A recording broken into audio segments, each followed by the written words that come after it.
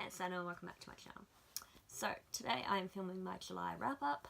I just filmed it before and it took an hour, so I'm going to try and condense it down to like 10 to 15 minutes, hopefully. So let's just dive right in. The first book I read was The Emperor's Seal by Amanda Roberts. I gave it 1.5 out of 5 stars.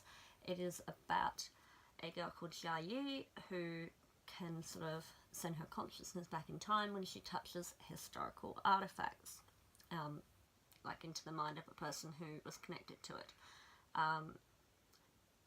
This is a very useful skill, and the Empress is using her to try and find the Emperor's Seal, which is like a symbol of the divine right of whoever holds it to rule China. Problem is it's been missing for quite some time. So she gets a guy called Jihao to come help Jia Yi find it. He's a historian and he's going to get money for a museum if he helps. It read like a first or second draft, unfortunately. There wasn't a lot of character development. Jia Yi was like awesome, and then she was a pathetic wimp, and Jihao was kind of like a sexist, self-important, arrogant prick, so yeah, didn't like him that much. The dialogue was very forced. I think it needs to just go back and be edited, to be honest, and then it'll be okay. The next book I tried to read was The Tale of Chunhyang. This version, like, it's an oral tradition sort of story. This version was written by Xinjie Hyo and translated by Chul Cho-ryong. I DNF'd it, so 0 stars, because I don't think it translated well. The language was just really descriptive, and some things just don't translate. Anyway, Chunhyang is a daughter of a kissing, which are like Korean geisha, except they're technically slaves of the state, or the king, or whatever. Anyway, the whole story is about Chunhyang being very accomplished and well educated and the perfect Confucian woman and rising from her slave origins. Whatever. The next book I read was Feminism from A to Z by Gail E. Pittman. It was, I received an advanced reader copy from NetGalley in exchange for an honest review. I gave it 4 out of 5 stars. It was excellent. It's like a feminism primer for like youngish teens. I thought it was very well written. It explained concepts really simply but without being condescending, so it brought in things from psychology, sociology, all that sort of thing. It had activities for the girls to try. It had like short biographies of women who made a difference and whatever. It was very good. I wish I had this book when I was a teenager. The next book I read was Wildcats of the World by Luke Hunter. I gave it 3 out of 5 stars. It is, I think it's more of like a coffee table book, but I read it on my Kindle. I had some very pretty pictures. And there are a surprising number of wildcats that I didn't know existed. And what I took away from this book was, I love cats, and that a lot of them are endangered or nearly extinct, and it's terrible and awful. It is very scientific. I've been kind of reading it over the course of a few months, just picking it up occasionally and reading about one species of cat and then putting it down. But yeah, very well written and well researched. Yay. The next book I read was like a version of Beauty and the Beast. It is a translation from the original French story by Gabrielle Suzanne Barbeau de Villeneuve. Gave it 3 out of 5 stars. It's pretty much the story, you know, except it gives Belle and the Beast a backstory, which was quite interesting and was cut from later versions. So if you're a die-hard Beauty and the Beast fan, I think you'd probably find it quite interesting. And I thought the translation was done pretty well, so no, it was easy enough to read. Some translations are terrible. So, the next book, I finished it, was Introduction to Medical Anthropology by Meryl Singer and Hans A. Bayer. I gave it 3.5 out of 5 stars. It is a non-fiction textbook. So anthropology is the study of human culture, and medical anthropology sort of looks at human culture in relation to health and medical systems and all sorts of things like that. And I thought it was a very good sort of introductory text. I have been reading it over quite a number of months, or more to the point, I read most of it and then I got to a bit that I found very dry and I put it down, and yeah, I've just finished it. So if you're interested in anthropology or the sub sort of genre of medical anthropology, this is a fantastic book and I found it really interesting. So yeah, it looks at things like how structural inequalities in like medical systems lead to poorer health outcomes for, like, for example, in America, white people get better health care than African Americans and things like that. It has examples from all over the world though, so it's not like American centric or Eurocentric or whatever. The next book I read was called Jinxed, and it's by Amy McCulloch. It was an advanced reader copy from NetGalley in exchange for an honest review. I gave it 3.5 out of 5 stars. It is about a girl called Lacey who dreams of being a companioneer at a company called Moncha, which is the largest tech company in North America. And they're responsible for the creation of these creatures called Baku, who are basically like smartphones and companions. So like a pet that you can use to like call your friend with. That's a terrible explanation. Anyway, Lacey's dreams of getting into this school called Prospectus, which is where Moncha hire all their employees from. She doesn't get in.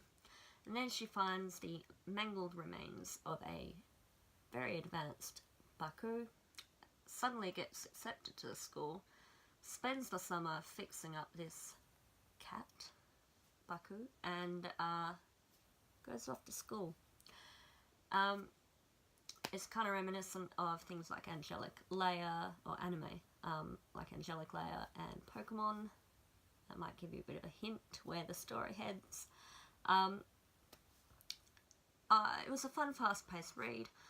I found the plot fairly predictable and generic, but I enjoyed the sort of engineering part and the coding and the science, and it looked at sort of the ethical and philosophical implications of AI and stuff.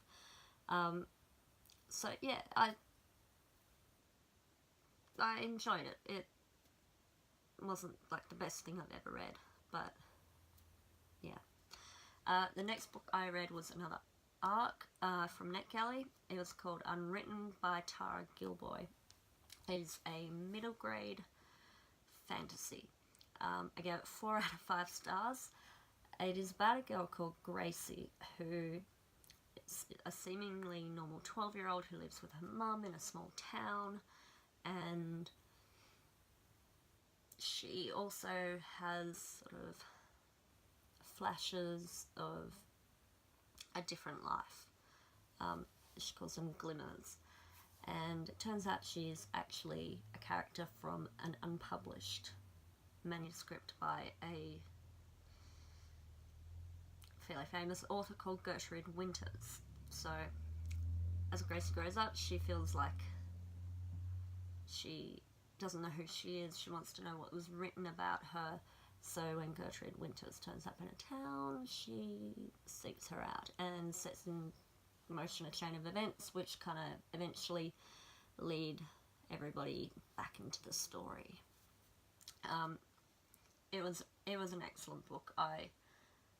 It was really well written. I enjoyed the backstory. Grace's character development was fantastic. I think it explored its themes about identity, rising above expectations, the nature of stories and characters and writing process and all of that. I thought it was done really intelligently and I really enjoyed it. Next book I read was Sleeping Giants by Sylvain Neuvel. It is the first in the Themis Files trilogy. Gave it 5 out of 5 stars. It was amazing. I have done a full review, so instead of talking about it, I will link it up here. Basically, it is about the discovery of a gigantic metal hand that predates human civilization, and it centers around the team of scientists, like trying to work out its origins, where it came from, who built it, what's it made of, are there more bits, because finding a hand is a bit weird. The next book I read was Forks by Nadine Brands. I DNF'd it, gave it 0 stars. I have also done a full review of this one, so I'll card it above. Basically, it's about Thomas Fawkes, who is the son of Guy Fawkes. So we're in England. There's a plague sweeping across the country and turning people to stone. And one of those people is Thomas. Anyway, things happen. He goes to London to find his dad, and his dad asks him to join the rebellion. So basically, in this world, there are 2 magical factions that use colour magic. So colour magic is harnessed by wearing a mask that was given to you by your parent, and using particular speech to command it or beguile it or whatever, to do what you want. Anyway, so there are keepers who believe in only having one colour, and igniters who are happy to manipulate more than one colour, and apparently this is causing a plague. Anyway, so Guy Fawkes asks Thomas to join them, and let's kill the Igniter King and it will stop the plague and you'll be fixed. Anyway, magical system was bizarre. Thomas was a whiny, arrogant little prick. And yeah, I just, no. The next book I read was The Best of All Possible Worlds by Karen Lord. I gave it 3 out of 5 stars. It is basically like what would happen if a Vulcan was off-world doing some meditation and his home planet was destroyed. Only a few thousand of them survived, and they had to relocate most of the men, because they were mostly men that were off-world, to a planet called Cygnus Beta. And then it's sort of a very, very, very, very slow burn love story between like a Vulcan male and a Betazoid female.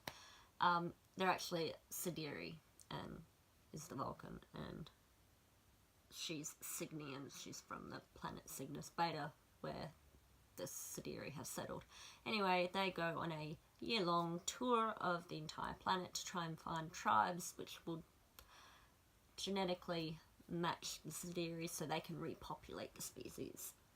And yeah, the 2 main characters slowly fall in love in a weird, bizarre way. Because he's a Vulcan, basically. Yeah, I liked it. It appealed to the Trekkie in me, but ultimately it was quite forgettable in the end. So I enjoyed it while I was reading it. And yeah, the plot kind of jumps around a bit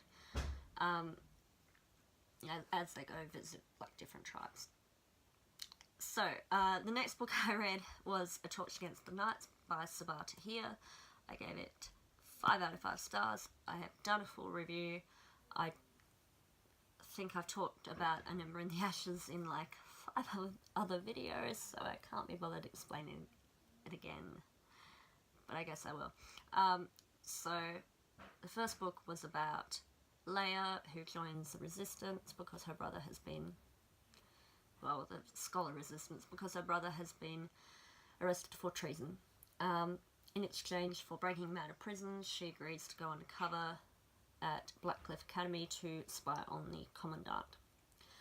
Blackcliff is where the Marshall Empire train their elite soldiers, and one of these elite soldiers is our other main character, Elias. He is top of his class, is excellent at all the military stuff, and he's also planning to desert on graduation day. Fate intervenes, he doesn't end up deserting. And yep.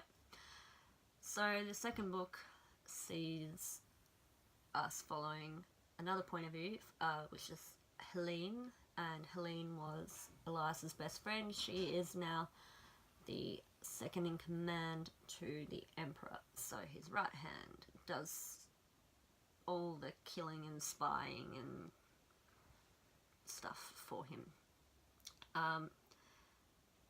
I love this series for many reasons, and it's brilliantly written. The characters are fantastic. The world building is amazing. I like that everybody like exists on like a scale. It's not this duality of good and evil. Everybody is the way they are, you know, from past experience, and they have motivation. It's brilliant. And I was truly surprised that the sequel was as good as the first book, so yay. The next book I read was The Last Watchman of Old Cairo by Michael David Lucas. I gave it 3 out of 5 stars. It's historical fiction, a bit of magical realism. It follows 3 stories. A boy called Ali, who lived like 1,000 years ago and became the first night watchman of the synagogue in Cairo. And then we follow his descendant in the present day, whose name is Joseph, or Yusuf, I think is the Arabic way of saying it. And his father's just died, and he wants to learn more about his ancestry and lineage, all that sort of stuff. It also follows 2 sisters, Agnes and Mary, who lived in like the late 19th, early 20th century, and were trying to rescue documents, historical documents, from the synagogue in Cairo. And all of the stories sort of intertwine, and yeah, it was okay. I didn't feel that much suspense when I think I probably should have. It just wasn't a book that I enjoyed. Agnes and Mary were real people, so I may go read about them, like a non-fiction book. The next book I tried to read was Daughters of the Sun by Ira Makoti. I DNF'd it fairly quickly, so 0 stars. It was meant to be about women of the Mughal, whatever, Empire of India. And I read the intro and it was cool, and I was like, yes, I've read one of her previous books about Indian, or heroines in Indian history, and I really liked it. But this one was meant to be like a non-fiction book, and it was written in present tense, and that was really bizarre, and I couldn't read it. So yeah. The next book I read was Into the Drowning Deep by Mira Grant. I gave it 5 out of 5 stars. Oh my god. It's like a sci-fi thriller horror. I have done a full review of this one, and I will card it above. I don't know if I've uploaded this video yet, but I will get to it. So basically, entertainment company sends out like a crew on a ship to the Mariana Trench to do like film a cryptozoological documentary or mockumentary about mermaids. What they don't expect to find is actual mermaids who kill everybody. So they find the ship abandoned and covered in blood. And a short piece of film was leaked, and a lot of people think it's a hoax, and other people think, oh no, it's real. One of our main characters that we follow is a girl called Victoria, Tori. She is a marine biologist. Her sister was on the original ship, the Atargatis.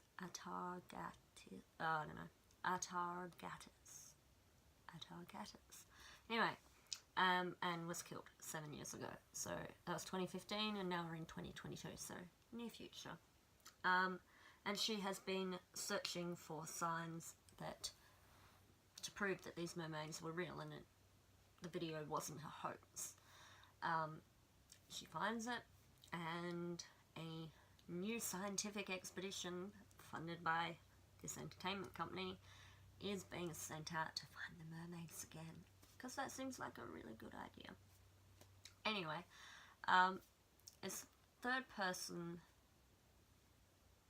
sort of point of view, omniscient, whatever, narration, but we get to see the story from multiple points of view, including the mermaids and some dolphins, which is really quite interesting.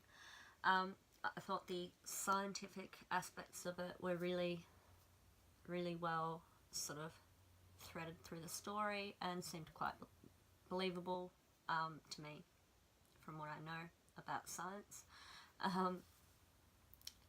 I really liked the characters, the plot. There was suspense. I was genuinely terrified and like, why am I reading this in the middle of the night? I'm so glad I'm not near the ocean. Yeah, it was brilliant. I didn't think it would be brilliant, but it was. It's not really my usual thing. I don't really go for horror thrillers ever. But yeah, there was fantastic diversity in this. We had disability rep. There were like 2 deaf twins. One was like an organic chemist, and the other one like drove mini submarines, one-man submarines. The main character, Tori, is bisexual. One of the other characters, who's like the face of the entertainment company, and, you know, stands there with a microphone and talks to the scientists to make them relatable. Olivia is an autistic bisexual geek. That's pretty much how she describes herself, so yeah. yep, it's amazing. I loved it so much. And yeah, I rave about it, so there is a rave review somewhere. The final book I listened to was Cocaine Blues by Kerry Greenwood. It is the first in the Franny Fisher series. I gave it 4 out of 5 stars. Basically, it introduces a young woman called Franny who is from a well-to-do family. Now they're well-to-do, they weren't originally. Some people died and they ended up getting like money and land in England. Anyway, she's a modern kind of woman. It's the 1920s. She's asked to use her investigative skills to find out what is happening with this couple's daughter Lydia, who they think is being poisoned by her husband, maybe.